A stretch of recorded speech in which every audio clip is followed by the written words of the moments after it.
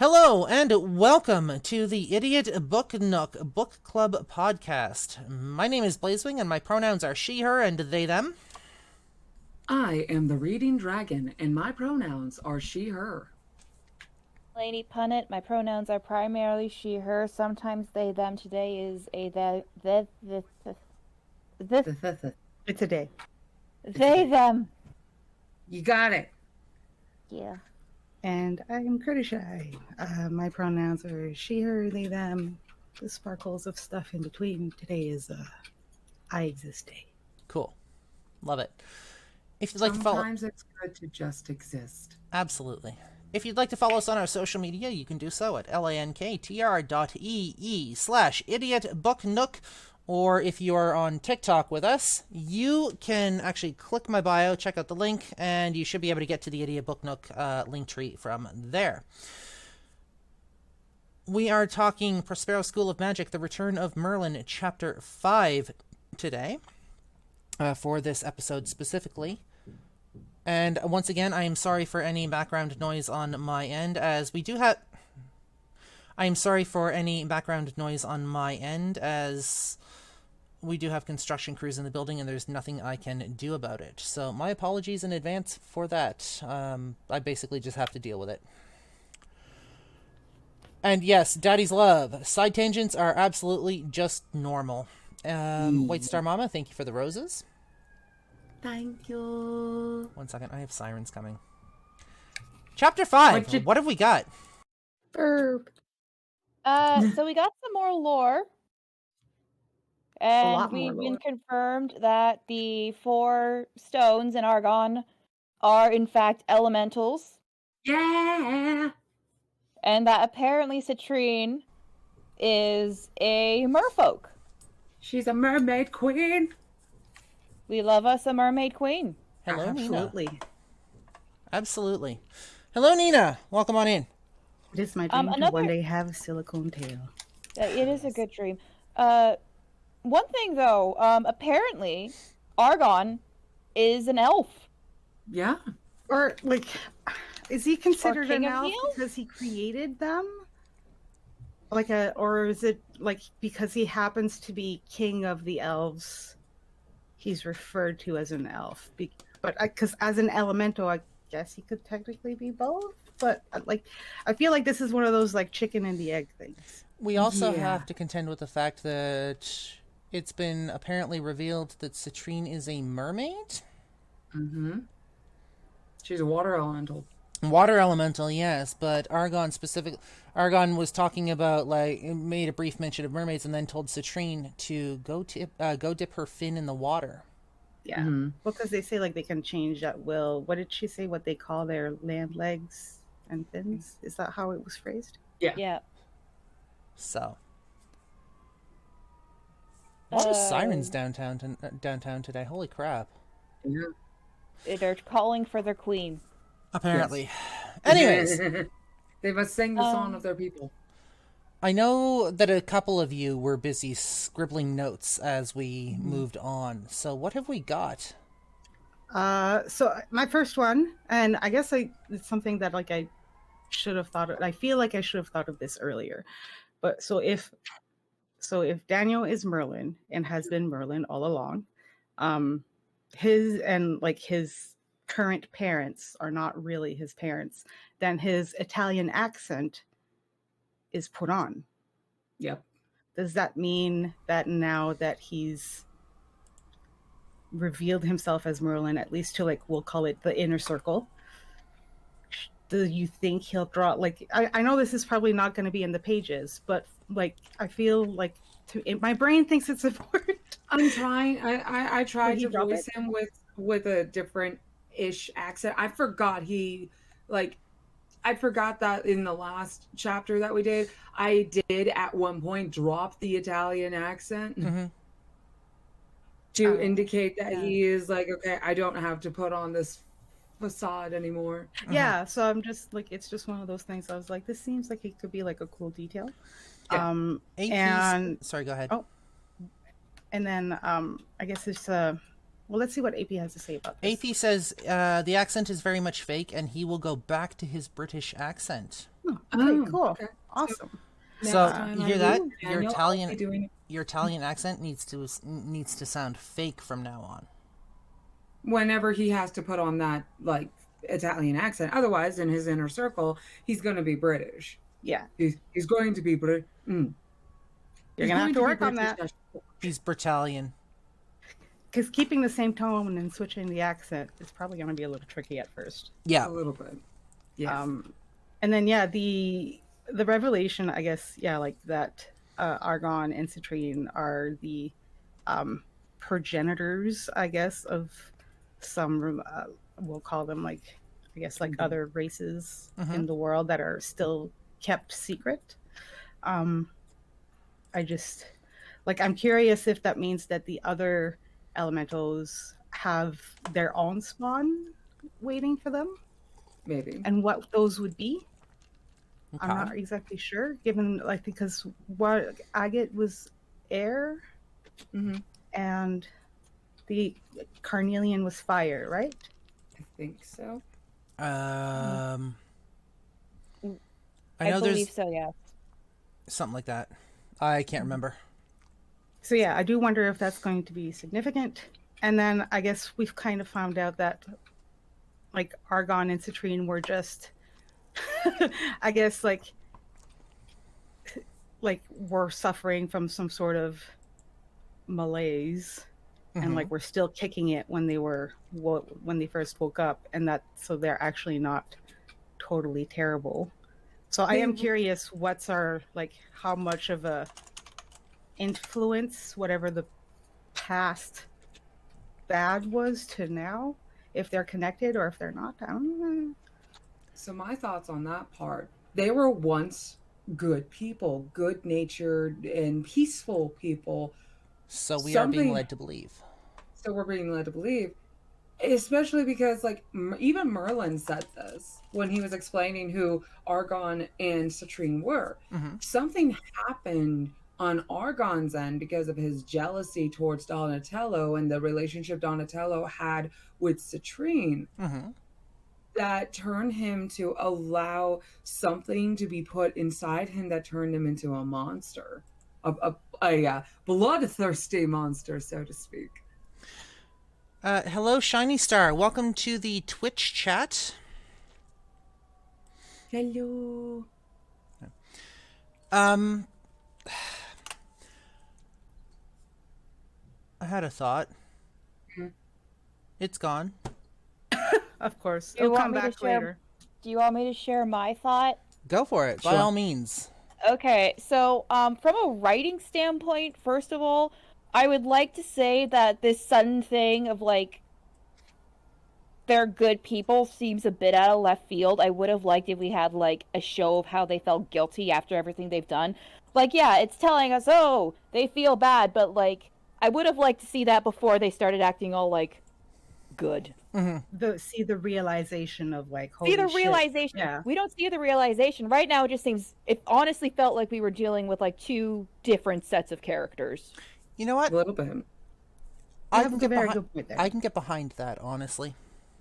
Yeah, there is a little bit of a plot hole, so to speak, but in the sense of, and I'm only using plot hole as like a placeholder term, to explain how the differences between personalities have taken place. Yeah. Especially, like Lady Punnett has mentioned, there wasn't a whole lot to show the remorse for what they just did after getting out of imprisonment.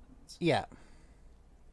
Exactly. Like, even if it was, like, when Citrine realized that Sebastian was Donatello's descendant, and just, like, the slow realization of, like, wait, what happened? And just this guilt slowly eating her up a bit. Just the beginning of it. Then that would have made more sense for me.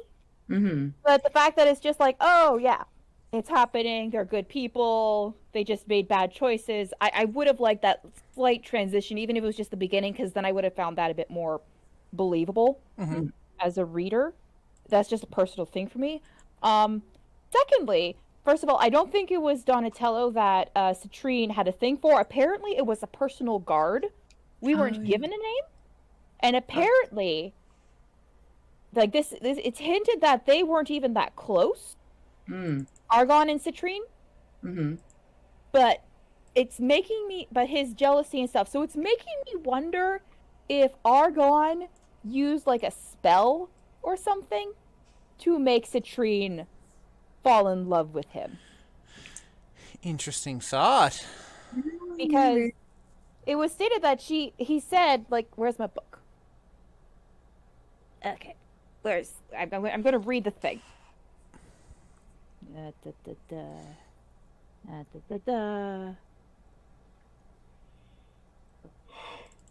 Sadly, she never loved him the same way, though. She was always in love with another, her personal guard that was part of his army. He was jealous of her love for him, and that was when his jealousy and hunger for power changed him and turned him into the beast that he became. So, I think that maybe it wasn't just the jealousy. Maybe it was something else that was slowly getting at him. Like, maybe it was something that corrupted him that made the jealousy worse. Yeah. But she loved another person from his army that was just a guard. It wasn't even... The way he's wording this, meaning that it's from his point of view, it wasn't some of importance. We don't even get a name for him, that he doesn't even value that person's role at all. Unless that gets revealed later. It might get revealed later. It might have been Donatello. So what you're saying is he's a red shirt. Pretty much. Yeah, or he's being, like one day the dude went out and never came back.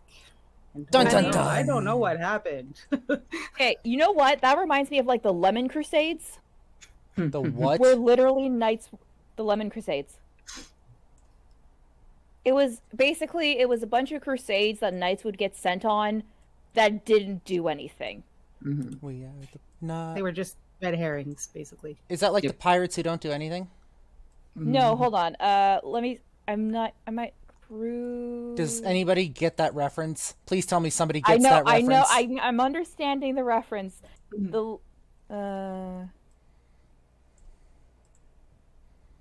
Good, because if people didn't get that reference, I was going to be kind of disappointed.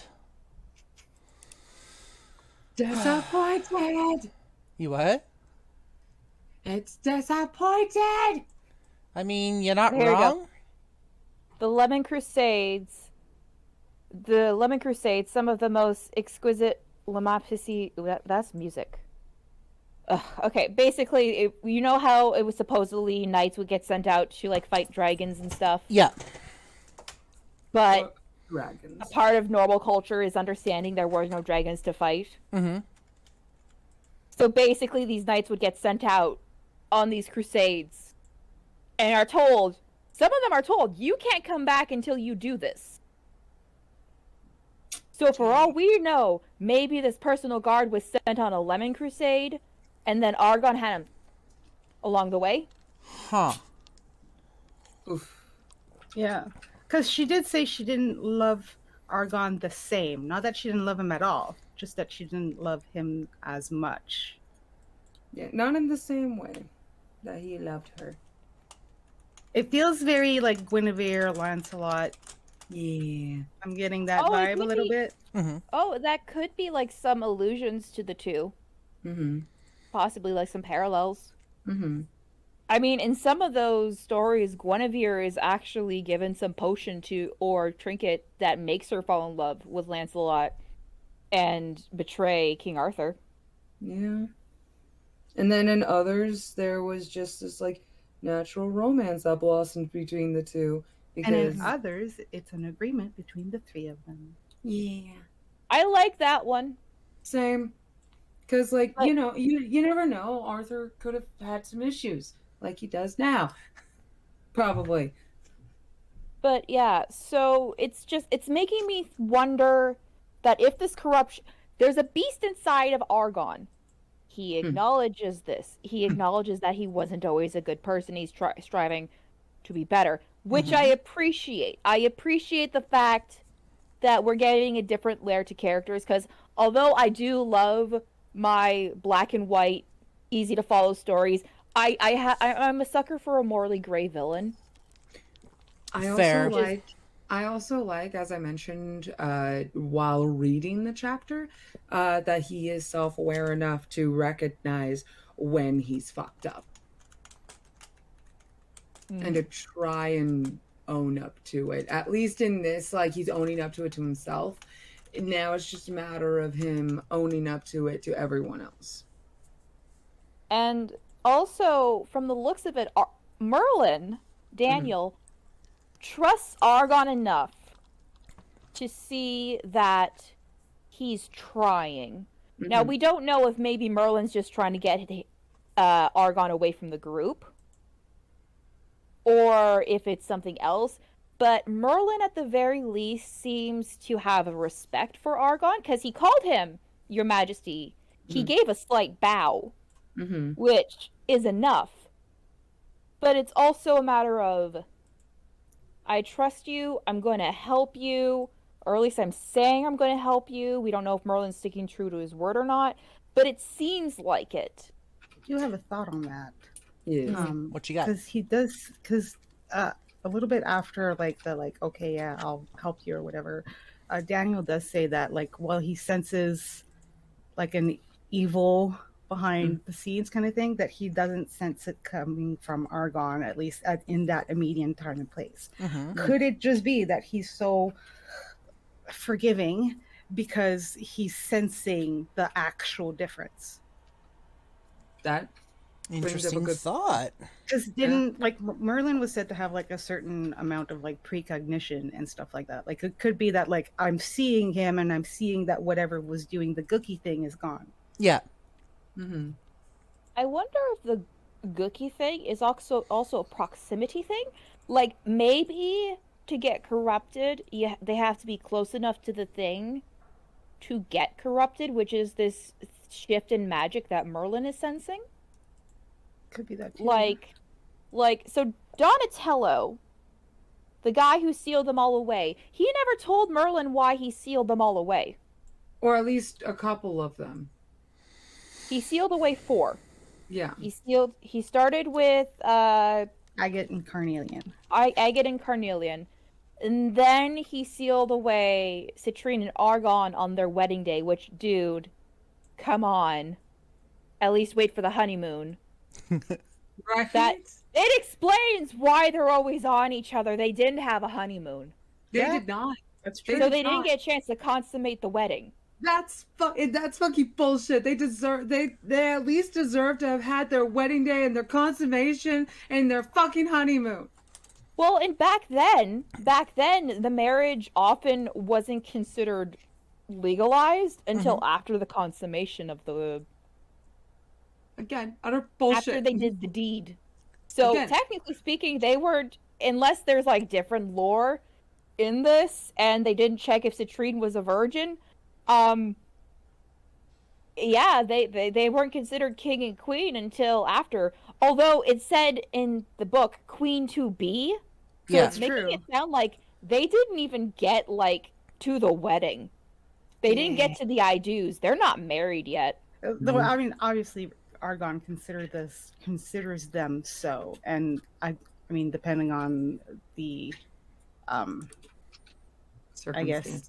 Yeah, and the history you're going with, him being a monarch, he'd have technically the power to just boom, we're married. Yeah. Because I said so. Yeah, because he's already king of the elves, at least. AP Whitfield says, my bad. You're bad for what? I don't know, just my bad. I don't know what you're saying you're bad for. We're just saying they didn't get a chance to screw around because they were sealed away. I think it's my bad is in... my mistake or something like that. It's all good. This is also a learning experience moment and whatnot. Sure is. But yeah, but Merlin seems to trust these guys. Now, in all lore, it is always said that Merlin has a close relation to beings of magic, whether they're elves, spirits, the Lady of the Lake, so on and so forth. I'm wondering also if maybe the fact that Merlin's always had that connection with magical beings and had this shared sympathy and compassion for, if that might be clouding his judgment. That is a possibility as well. Absolutely. Also kind of need to think about like how long it's been since he last saw those two. So It's been a long time. It's been a very long time. And although they were sealed away, like those two were in particular were sealed away. So for them, not a whole lot has a lot has changed, but for them, they haven't gotten to experience all of that. Yeah. From Merlin, he experienced time and had to deal with trying to retain memories. Who knows how he may or may not have been able to retain memories that he may have forgotten, because the human brain can only hold so much information before you start to forget shit. So who's to say he hasn't forgotten certain things? AP Whitfield says, "My bad about the whole wedding thing." No, it's a good way of writing out like motivation shit. It's like you didn't let us have our wedding, and now we're here and everything is different and all kinds of fucked. So motivation to fuck you up. Yeah, I mean, it's one partial. It is part of a motivation, part of a larger motivation, at least. So what else have we got? I don't really have much for this chapter. Sorry, my brain's been all over the place this morning, so... Okay, quick thing. So, Argon is the creator of the elven race. Yes. From what we're led to believe, yes. So, but he is also an earth elemental. Yes. Now, that's what I was talking about with the chicken and the egg thing, how he's considered what. Well, it's making me wonder when you say Earth, I think like the first thing I think of is Avatar: The Last Earthbender is like rocks, dirt, and stuff. But with elves, a lot of that lore comes from like trees and the woodlands and all that. So it's making me wonder if it's kind of similar to how, like, slightly off tangent, Sailor Jupiter was both the Sailor Scout of lightning and wood because of the translation with the Japanese similar kanjis. So do you think he also has control of trees? Maybe. I don't know. Because we saw that with his magic alone, he was able to like rebuild the castle, and I'm guessing the castle is most likely made of stone. Yeah. Maybe. I mean, those are all very possible things. It could also just be like Earth, as in like the place we live on. Oh yeah. like just like Mother Nature kind of ideology, I guess. Like how he would have been. I'm sorry. I only remember the English name for the male protagonist from Sailor Moon, Darien. The Japanese version was Mamoru. Mamoru, thank you. Because I've only really, up to season 5, the final season of the original Sailor Moon series, I just binged all of it in the English dub. But Mamoru, how he was like prince or king of the earth. Something akin to that for Argon. Yeah. Now that Lady Pony had mentioned had made that Sailor Moon reference.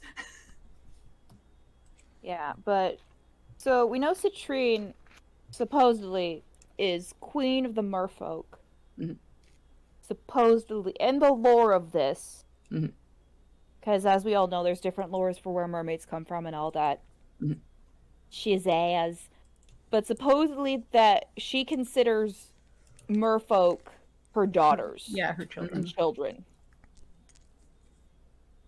And I'm wondering if that also extends to harpies, because they're often seen as sea creatures, but they're also air. So I'm wondering if her and Agate got together one day and did the deed and created harpies. Really? That's where your brain went? Yes. Look, we have seen that she gets it on. We don't know what happened before whatever happened to make her fall in love with Argon happened. We don't know if maybe it's just like, hey, let's do an arts and crafts project and get really drunk and see what happens.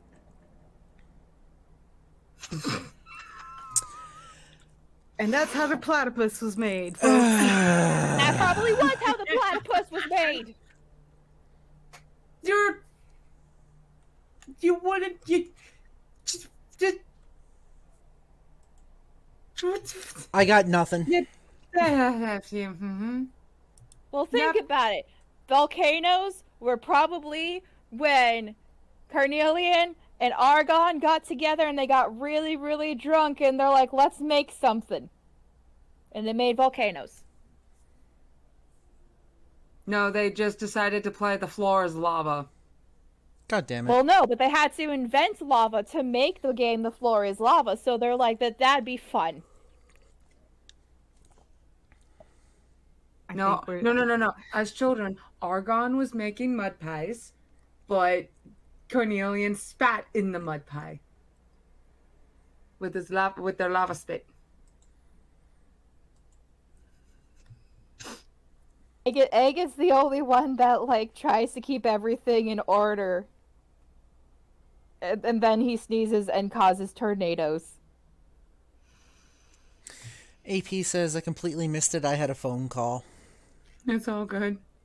We're just talking about drunk projects that the four of them got together. Oh, Citrine and Agate making hurricanes. That's just them ballroom dancing. They're waltzing really, really fast. Yeah.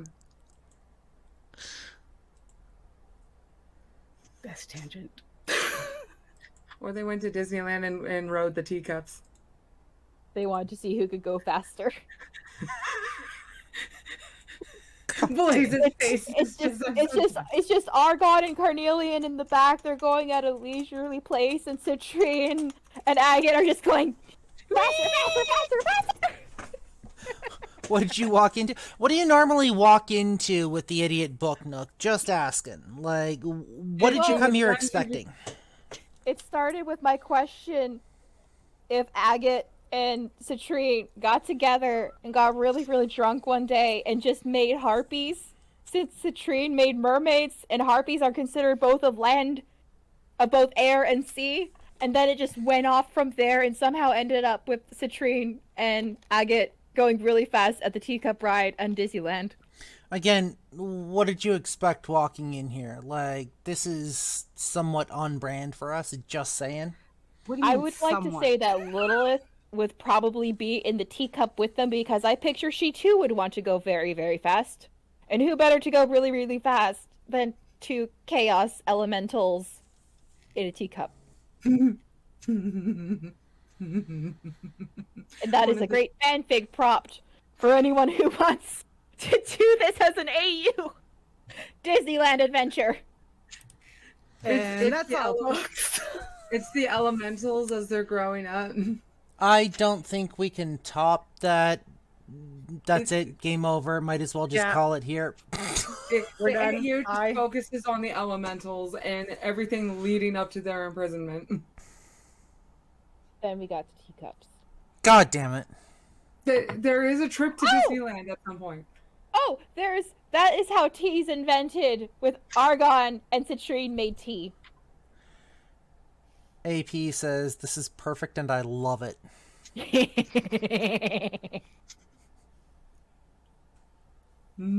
I don't think we can top that. Nope. Daddy's Love in the Twitch chat says everything that crosses boundaries is a science experiment. That's it. It's all for science. Confirmed. All for science magic reasons, always. God. Magic reasons. Fucking damn it, you guys.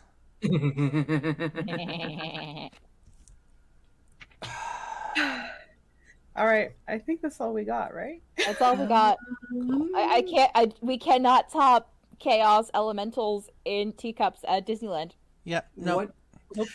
All right. What do we want to theorize as to what's turned the two Argon and Citrine into the monsters that they became? Or do we want to I don't think we have enough information. The only thing we got is Merlin saying there's been a shift in magic, and that could literally be anything. Mm-hmm. It could be the planets aligning in a certain way. It could be Mercury's in retrograde, as they say. Mercury's in the microwave again. Yeah. Mercury's in the microwave again. When is Mercury not in the microwave? On They need to get out of Thursdays. The year On Thursdays. 1407, the month of February, and I think it was like the 35th day. It was on Halloween on October 13th. It was a Friday. Halloween, October 13th in the year 1209. Yeah. But yeah, so the only information we got on like what could possibly be corrupting them is a shift in magic. And usually a shift in magic, actually following through that theory, often magic shifts are due to planetary alignment or something celestial. In most media. Or it could be like something big's about to happen, like Pompeii. Yeah. So, not going into spoilers, but AP Whitfield says that the next chapter talks about what darkness comes about. Ooh. I'm going to theorize that Donatello is still alive and that he's our big bad. Cowabunga, dude. That bitch Oh, sorry, that was Michelangelo. My bad. I'm going to theorize, bouncing in on that, I'm going to theorize that Donatello had always been jealous of the magic that the four of them had and viewed them as a threat and did something to make Argon corrupt, which therefore made the others corrupted since they seemed to follow his lead, and made himself appear as the hero by sealing them away and was gifted immortality. Daddy's Love says one thing that can corrupt is also a loss. Yup. Very strong emotion. Major loss or betrayal. Yep. Absolutely. Anything from you, Dragon? Pretty much everything that was on my mind has been said. Okay. Whether by me or by everyone else is meh. Okay. So I'm going to go ahead and close this episode out then, since we all seem to be brain drained. I want to thank you for joining us for this episode of the Idiot Book Nook. Once again, if you'd like to follow us on social media, you can do so at lanktr.ee/idiotbooknook. You'll be able to find our socials. You'll be able to find links to our YouTube. You'll be able to find links to our podcast feed, including all of the platforms that our podcast is streaming on. So if you've missed any of our previous episodes, you can go back and catch up on them. Or you can go to anchor.fm/idiot-book-nook, and you can leave us a voice message there as well. And we can potentially do a listener feedback episode. That'd be cool. It would be absolutely cool. We want to thank you guys for joining us for this episode of the Idiot Book Nook podcast. My name is Blazewing. I'm the Reading Dragon. I'm Lady Punnet. And I'm Fluttershy. And we will see you guys next episode next week. Goodbye! Bye. Bye.